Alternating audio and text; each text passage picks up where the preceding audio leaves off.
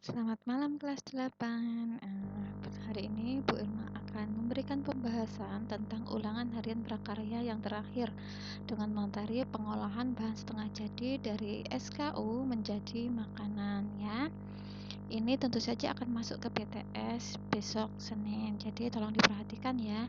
Tapi ingat, jangan dihafalkan jawabannya, tapi dipahami. Langsung saja soal nomor 1. Pengolahan bahan pangan setengah jadi adalah, jadi yang ditanyakan ada pengertiannya ya.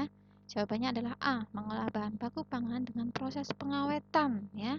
Dengan proses pengawetan, tidak langsung dikonsumsi tapi diawetkan ya. Nomor 2, tujuan dari mengolah bahan pangan menjadi setengah jadi adalah B, meningkatkan kualitas, memperpanjang masa simpan dan menghindari kejenuhan ya. Yang A salah ya, karena menurunkan harga jual. Justru bahan pangan setengah jadi itu harganya menjadi lebih mahal ya. Yang C salah, selain menurunkan yang C salah juga ya, karena ada kata menurunkannya. Yang D salah karena ada eksploitasi alam ya. Itu jahat banget ya, enggak ya. Nomor 3. Secara umum, bahan pangan setengah jadi dari SKU dikelompokkan menjadi 3 jenis, yaitu D, pipi, butiran besar, dan butiran halus. Bukan C ya, butiran debu, awas ya. Yang nomor 4, kelompok bahan pangan setengah jadi berbentuk pipi dari serealia adalah yang nomor 3, rengginang, kerupuk gendar, dan bihun. Yang nomor 1 itu salah karena apa? Karena ada kerupuk tete dan kerupuk singkong. Kan ya ditanyain serealia ya. Yang nomor 2 salah karena ada tepung almond kacang-kacangan. Yang nomor 4 salah karena ada aneka pasta. Yang nomor 4 salah, Bu Irma ulangi ya, tadi kucingnya Bu Irma. Yang nomor 4 salah karena ada tepung beras. Bu, tapi kan dari serealia. Tapi kan pertanyaannya Bu Irma berbentuk pipih ya. Pasta itu juga nggak semuanya bentuknya pipih. Grontol juga tidak berbentuk pipih, tapi bentuknya butiran besar. Paham ya? Nomor 5. Produk pangan setengah jadi dengan bentuk butiran halus yang masuk kelompok serealia adalah tepung maizena. Oke, maizena dari apa? Dari jagung ya. Nomor 6, produk olahan setengah jadi dari kelompok umbi yang berbentuk pipih, contohnya adalah B ya, kerupuk tete, sawut, dan keripik singkong. Yang nomor 7, sawut. Pernah makan sawut? Teknik olah yang digunakan untuk mematangkan sawut adalah steam atau mengukus. Enak loh ya sawut ya, apalagi kalau ada pelengkapnya. Nomor 8 itu ada oat ya. Terus ada aneka pasta, itu masuknya kelompok butiran besar, ya. Walaupun almond itu bentuknya pipih, tapi dia tidak pipih seperti keripik ya. Jadi masuknya ke dalam butiran besar ya. Lalu nomor 9 itu ada onde-onde dan ada klepon, itu masuk dia diolah menggunakan bahan tepung ketan dan juga tepung ketan. Keduanya menggunakan tepung ketan. Nomor 10, ini aneka oleh-oleh ya. Jawabannya adalah D. Brownies dari Bandung, pai susu khas Bali, bakpia khas Jogja. Oke. Nomor 11. Nah, bahan baku makaron ya, dia dari Prancis ya, snack dari Prancis. Bahan baku makaron adalah kelompok kacang, yaitu tepung kacang almond. Tapi saat ini karena tepung kacang almond itu mahal, biasanya pengusaha makaron itu memodifikasi dengan tepung-tepung lain, tapi aslinya dia menggunakan tepung kacang almond, makanya harganya aslinya mahal banget ya. Nah, ini nomor 12. Ya, Bu Irma minta kalian mengurutkan. Kalau popcorn itu masuk bahan dasarnya apa? Jagung. Kalau keripik singkong, tentu saja singkong. Kalau rengginang, itu dari ketan. Jawabannya adalah D.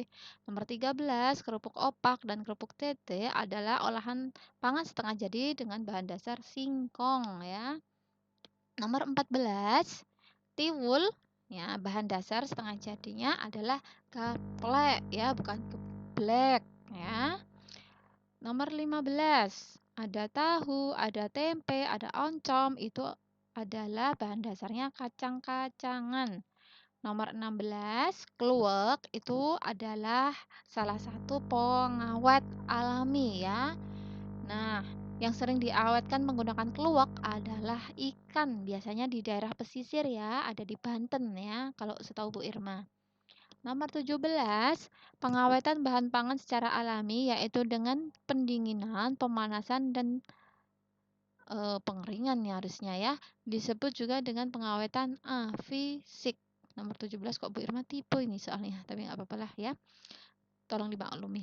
Nomor 18, pengawetan bahan pangan dengan menggunakan bahan-bahan alami seperti gula, garam, cuka, kunyit, dan keluak adalah pengawetan secara kimiawi alami ya. Nah, yang nomor 19, ada 4 tahapan. Yang kedua apa? Pelaksanaan, ya. Yang nomor 20, yang terakhir apa? Evaluasi dong. Nah, nomor 1 untuk benar salah. Bu Irma cepetan ya, karena Bu Irma harus ada kegiatan selanjutnya setelah ini ya. Nomor 1, olahan bahan setengah jadi sering disebut dengan produk pangan primer. Benar ya. Nomor 2, salah satu keuntungan bahan pangan yang diolah menjadi bahan pangan setengah jadi adalah rentan terhadap cuaca dingin. Salah, karena dia justru lebih tahan. Rentan itu tidak tahan ya. Nomor 2, nomor 3, olahan setengah jadi dari kentang adalah tepung kentang dan kentang beku. Benar ya. Nomor 4, salah satu kelemahan olahan kentang yang dibuat menjadi tepung kentang adalah mengandung banyak air sehingga produk tepung yang dihasilkan lebih sedikit dibandingkan umbi-umbian yang lainnya. Ya. Tepung kentang itu hasilnya lebih sedikit. Jadi benar ya. Nomor 5, kentang adalah kentang adalah makanan pokok penduduk negara Jepang dan Korea Selatan. Salah. Jepang dan Korea Selatan makanan pokoknya sama seperti kita. Nomor 6, menurut prosesnya, teknik pengawetan pangan dapat menjadi 3, yaitu pengawetan secara fisik, biologis, dan enzim. Salah ya, fisik biologisnya benar, enzimnya yang salah. Apa ayo yang benar? Nomor 7, prinsip pengawetan dengan teknik pendinginan adalah menghambat pertumbuhan mikroorganisme pembusuk, bukan mematikannya. Jawabannya benar ya. Jadi kalau masuk ke kulkas itu hanya menghambat. Nanti kalau setelah keluar dari kulkas, mikroorganismenya ya bergerak lagi, hidup lagi gitu ya.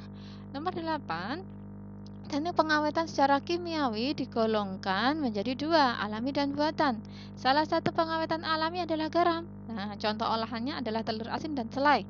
Jawabannya adalah salah ya. Telur asinnya benar, tapi ada selainya, otomatis salah. Selai menggunakan apa yo? Coba dicari. Selai rasanya manis berarti menggunakan apa?